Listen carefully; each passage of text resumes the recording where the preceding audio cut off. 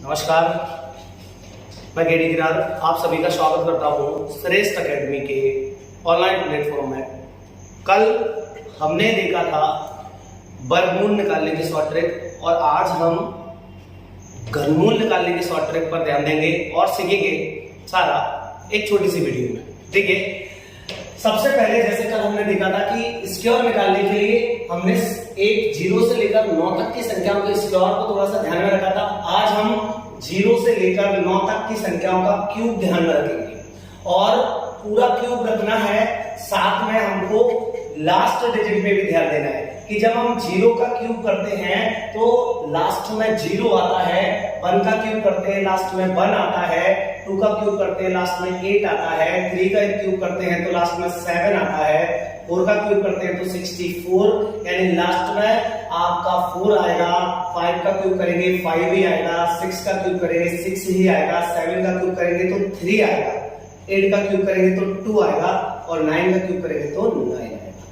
कल और आज यानी स्क्वायर और क्यूब इन दोनों में सिर्फ इतना डिफरेंस है और बड़ा महत्वपूर्ण है ये पॉइंट कि वहां कुछ ऐसी संख्याएं होती थी जिनका अंतिम डिजिट जो है वो 2 संख्याओं का सेम होता था, लेकिन यहाँ जो है वो 2 संख्याओं का कोई भी सेम नहीं होगा या सबका अलग अलग यूनिट डिजिट होता है कि जब हम 0 का क्यूब करते हैं तो 0 ही आता है, जब हम 1 का क्यूब करते हैं तो 1 ही आता है, जब हम 4 का क्यूब करते हैं तो 4 ही आता है, जब हम 5 का क्यूब करते हैं 5 आता है, जब हम 6 का क्यूब करते हैं 6 से आता है, जब हम 9 का क्यूब करते हैं तो 9 आता है। मतलब ये ऐसी संख्याएं हैं या मैं कहूं अगर लास्ट में इनमें से कोई भी है तो ये खुद ही लास्ट में रिपीट होते हैं। कुछ जो बच गए यानी 2 तो 2 का रिपीट होता है 8 और 8 का रिपीट होता है 2। ये चीजें बस आपको याद होना चाहिए। इसके बाद ऐसे 3 का क्यूब करने पर लास्ट में 7 आता है और 7 का क्यूब करने पर लास्ट में 3 आता है। इन चारों का एक अलग प्रकार का सेट है कि 2 का 8 होता है, 8 का 2 होता है, 3 का 7 होता है और 7 का 3 होता है। बस इतना अगर हमको याद है तो हम घनमूल को बहुत आसानी से मतलब वर्गमूल से भी ज्यादा आसान तरीके से हम घनमूल को बना सकते हैं। जैसा आपने ये देखा पॉइंट, बस आपको 0 से लेकर 9 तक का याद रखना है, अपना लगभग सारा काम जो है वो फिनिश हो जाता है। मैंने कुछ क्वेश्चंस भी लिखे हैं यहाँ पे, तो आप देखिए। सबसे पहले बहुत छोटे से थोड़ा सा वर्गमूल से हमको रिलेशन बना के रखना है कि वहां हम क्या करते थे, लास्ट के 2 डिजिट छोड़ देते, यहां हम लास्ट के 3 डिजिट को छोड़ेंगे। तो लास्ट के 3 तो यह टोटल ही 3 है तो लास्ट के 3 चले गए, आगे कोई नहीं है। तो ये चेक करिए पीछे कौन है, पीछे कौन है 9। और हमने देखा है बेटा 9 जो है वो पीछे किसके आता है, तो 9 पीछे 9 के ही आता है। तो पीछे 9 है मतलब पीछे जो आएगा वो कौन सा डिजिट होगा बेटा 9 और आगे कोई है नहीं तो आंसर इसका हो जाएगा 9। मतलब 729 का क्यूब रूट यानी घनमूल कितना होता है 9, या फिर 9 का क्यूब करने पर कौन आता है 729। ये देखिए बेटा क्यूब रूट निकालेंगे लास्ट के 3 डिजिट, जैसा हमने पढ़ा है लास्ट का 3 डिजिट छोड़ेंगे हम। लास्ट के 3 डिजिट हम जब छोड़ेंगे तो आगे कौन बचेगा 1, तो हमें वही देखना है बेटा।